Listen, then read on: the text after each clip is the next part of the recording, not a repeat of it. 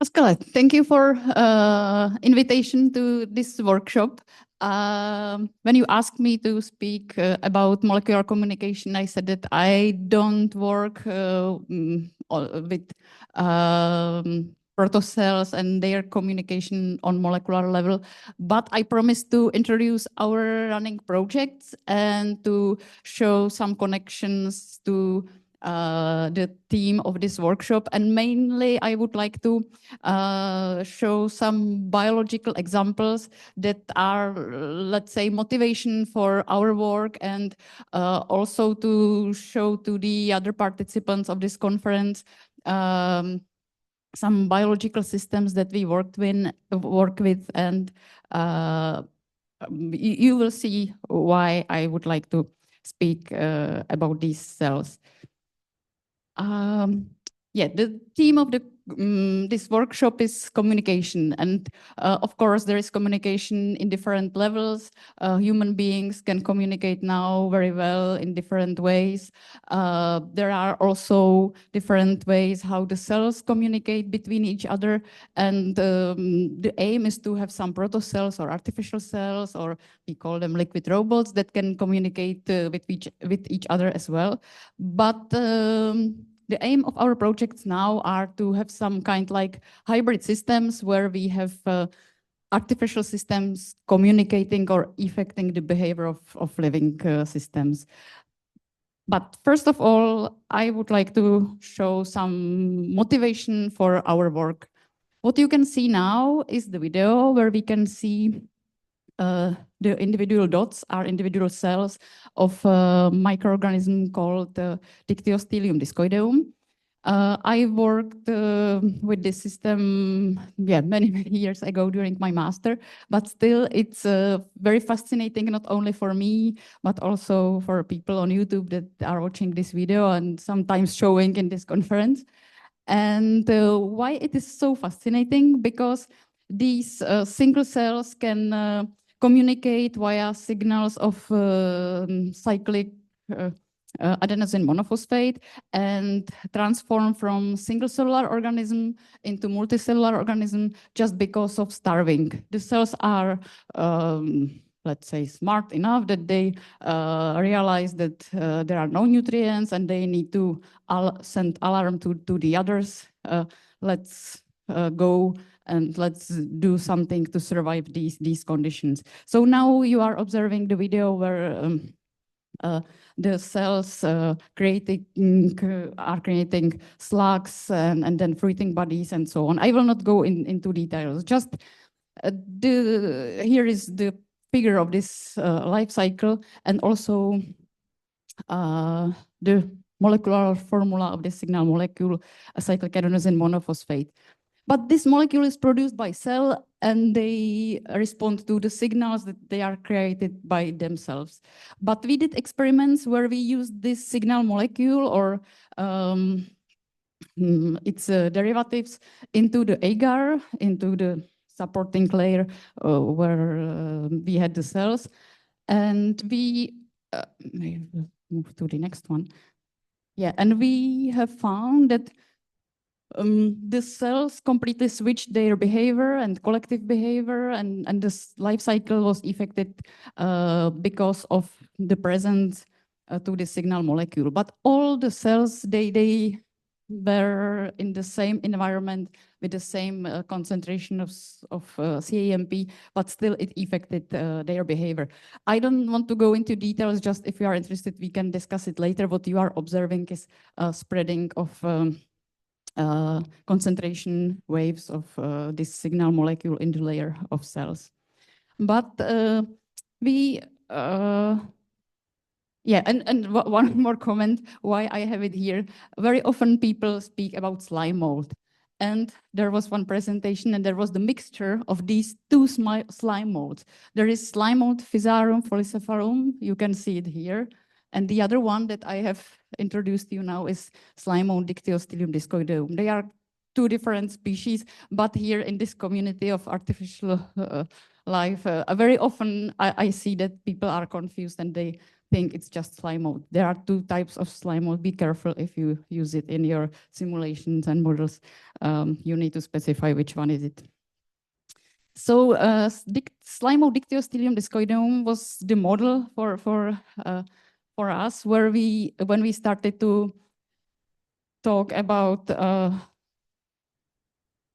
it work? Yeah. Again, yeah, sorry, again, it was, yeah, so as I already mentioned, the cells can communicate with each other, and there are two approaches how we can include artificial cells into the population of living cells. Either we can use them as the other acceptor of the signal, and the artificial cell can serve as something that can accept the signal, process it, and respond to it, and to do some action or release some molecules or absorb them. Or we can simply use something like artificial cell and put them in the population of living cells, and they can be kind of acceptors of the signal molecules, and they can stop the spreading of the signals. Or on the other side, they can multiply by some chemical reactions the signal, and also affect the behavior of the cells. And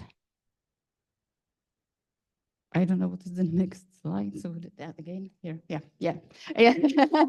Yeah, and this is just example what we already did, and it is still work in progress, and we want to continue on it.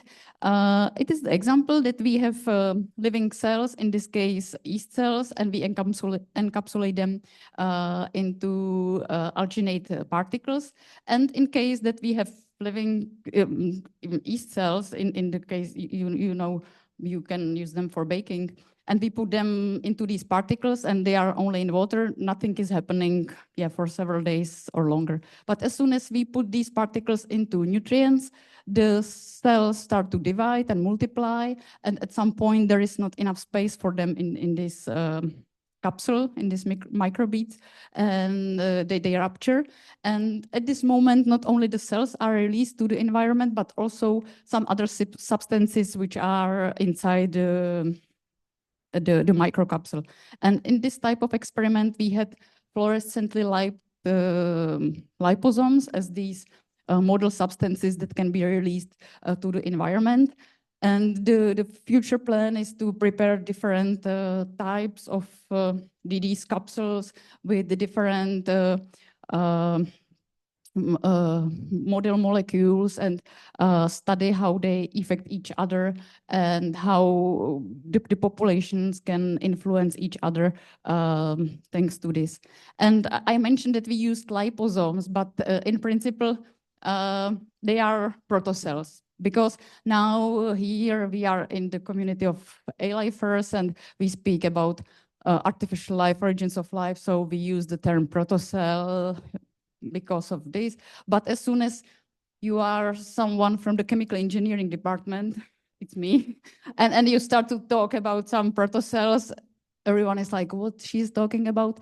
And that's why we use more the terminology like it is the liposome, and people like to hear something like system for drug delivery or things like this. So we have to vocabulary independence on where we are talking about our work. So we can use these liposomes as some protocells involved in our experiments. I think I don't have time. So just this is the summary of the project Intermicro that started recently at our university and other institutes in Prague. And our aim is to prepare some particles. Here we call them micro robots that will be involved in the system with living cells, and they will be able to affect the spreading of signals, and either stop them or make them more stronger. And yeah, And of course, the image is made by AI. And one more comment that I would like to have here, it's like announcement that we have cost action DynaLive, which is also very related to molecular communication. So if you want to join us, contact me and I will tell you more details. Or on Friday, I will have a talk where I will introduce the cost program and also this cost action. And another announcement is for those who are working in wet artificial life and working on droplets. Because we also, maybe you know me that I work a lot on droplets as liquid robots, and but in this talk there was nothing about droplets. So we will have a conference in Prague, and I am the chair of the special session, which will be droplets in artificial life. So if you play with droplets, join us. And I think that's all. And I'm sorry, it was much longer than I promised. Thank you. Thank you.